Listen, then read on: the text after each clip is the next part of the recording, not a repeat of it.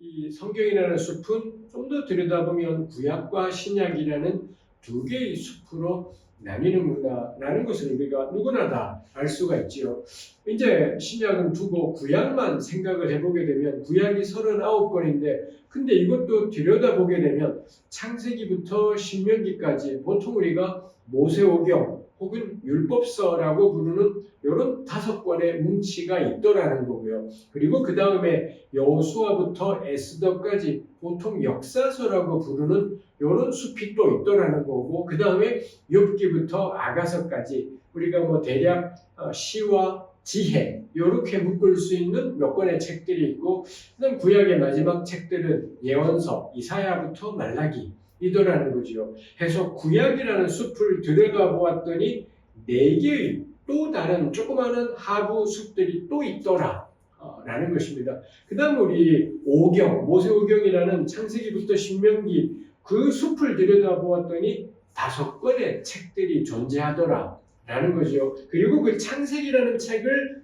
창세기라는 숲 거기에 들어갔더니 1장부터 50장까지 개별 본문들이 존재하더라 라는 것입니다. 그런 점에서 성경 전체는 숲과 나무 이런 말로 저는 표현해 볼 수 있지 않을까 싶은 것입니다. 그래서 가장 중요한 일은 정말 숲속에 들어가서 한 그루 한 그루의 나무를 만져보는 겁니다. 창세기 1장이라는 나무. 사실 창세기 1장도 어찌 보면 숲인 거죠. 창세기 1장 안에 1절부터 시작해서 마지막 절까지 꽤 여러 절들이 있으니까요. 어쩌면 그 한 절 한 절이 나무에 해당이 된다면 그 여러 절이 모인 1장은 또 하나의 작은 숲, 뭐 이럴 수 있지 않겠습니까? 그래서 최종적인 목적은 숲에 들어가서 한 그루의 나무를 직접 만져보고 느껴보고 그 고유함들을 확인해보고 이게 우리가 성경을 제대로 공부한다라고 할 때 기본적인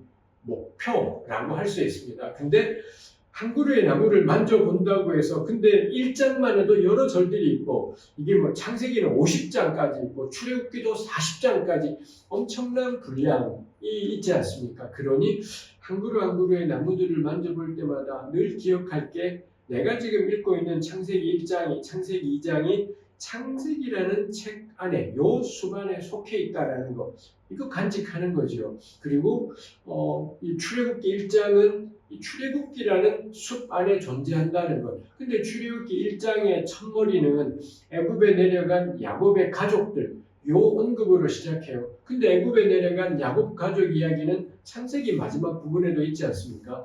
비슷한 내용들이 창세기에도 있고 출애굽기도 있어요. 그래서 나무로만 보자면 비슷할 수도 있는데 근데 그 나무들이 들어있는 숲이 하나는 창세기라는 숲에 있고 하나는 출애굽기라는 숲에 있더라 라는 것입니다. 뭐 이걸 두 개를 합쳐서 비슷한 내용은 생략 이렇게 해버리고 있지는 않다 라는 겁니다. 해서 우리가 이 느헤미야에서 구약을 공부한다라는 게 성경 공부하고는 다릅니다. 다른 이유가 이렇게 나무들을 만져보는 것뿐만이 아니라 끊임없이 이 나무들이 속해 있는 좀 더 큰 단위의 숲, 좀 더 큰 단위, 가장 작게는 창세기라는 숲, 좀 더 크게는 오경이라는 숲, 좀 더 넓게는 구약이라는 숲, 가장 넓게는 성경이라는 숲 해서 세부적으로 들어갔다가 뒤로 나왔다가 이런 작업들을 하면서 끊임없이 나무만을 보는 것이 아니라 숲 전체의 모양도 같이 고려하는 것. 전 이런 것들이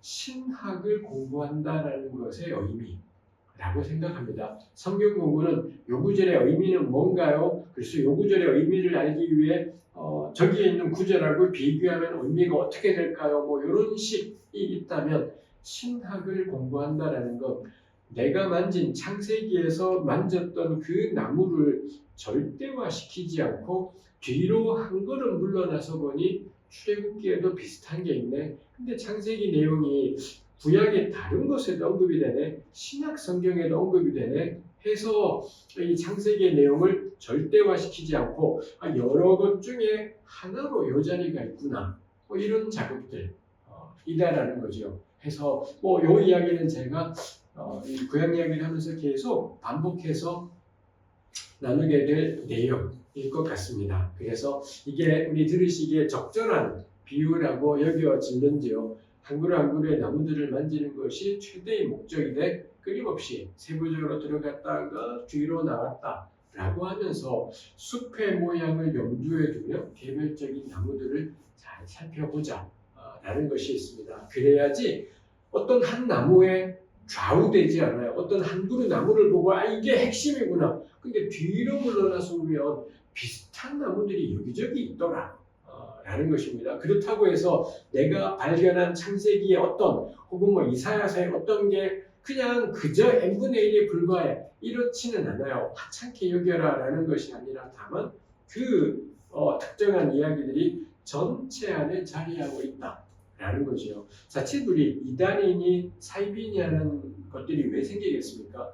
자기가 경험하고 만난 나무 그거를 절대화시켜버리게 될 때 그래서 전체 숲안에서 요 나무가 요 정도구나 이렇게 자리매김을 하게 되면 지나치게 되는 일은 없는 건데 그렇지 않고 전체를 고려하지 않은 채 내가 깨달은 것들 혹은 내가 경험한 것들 이걸 절대화하게 될 때 그런 경우에 우리 교회의 역사에서 주로 이런 경우에 이단들이 생기는 거죠. 이단인이 사이비니는 한 그루 나무를 유별나게 강조하고 확대해버리게 될 때 그럴 때 뭐 이런 이단인이 사이비니 하는 것이 있겠다 싶은 것이 있습니다. 그래서 이런 작업들 우리가 세밀하게 궁리하고 따지되 우리가 깨닫고 발견한 것들을 전체 안에서 자리를 잡게 하기 전 이런 작업들을 해나가는 일이 신학을 공부한다. 뭐 그래서 신학을 공부한다라는 걸 달리 표현하면 나의 신앙적인 깨달음과 발견을 상대화시킨다. 다른 사람들의 것과 비교해서 상대화시키기 혹은 객관화시키기. 나한테는 너무 결정적인 것이지만 물러나서 보니 객관적으로는 이 정도였던 거구나. 그렇게 될 때 우리 참여하시는 분들의 교단 배경은 뭔가요? 어떤 장로교 출신입니다. 장로교가 전부인 줄 알고 칼뱅이 전부인 줄 알지만 뒤로 물러나서 보면 그냥 이 정도의 위치. 우리 뭐 한국의 교회는 깔뱅에다가 목숨을 걸고 있습니다만 뒤로 물러나서 보면 우리 기독교 안에는 개신교 안에는 깔뱅만 있는 게 아니라 오순절도 있구나, 혹은 뭐 성결교도 있구나, 침례교도 있구나, 여러 성공회도 있구나, 여러 다채로운 모습들이 존재하고요. 개신교가 다가 아니라 가톨릭 교회도 있구나, 정교회도 있구나, 뭐 이런 일들이 있지 않습니까? 해서 신학을 공부한다는 건 우리 개인의 우리의 깨달음과 발견들을 상대화시키고 객관화시키기 이걸 하기 위해서는 우리의 경험으로부터 깨달음으로부터 뒤로 한 걸음 물러나서 전체 안에서 생각하고 들여다보기 뭐 이런 작업들이 필요하겠다 싶습니다.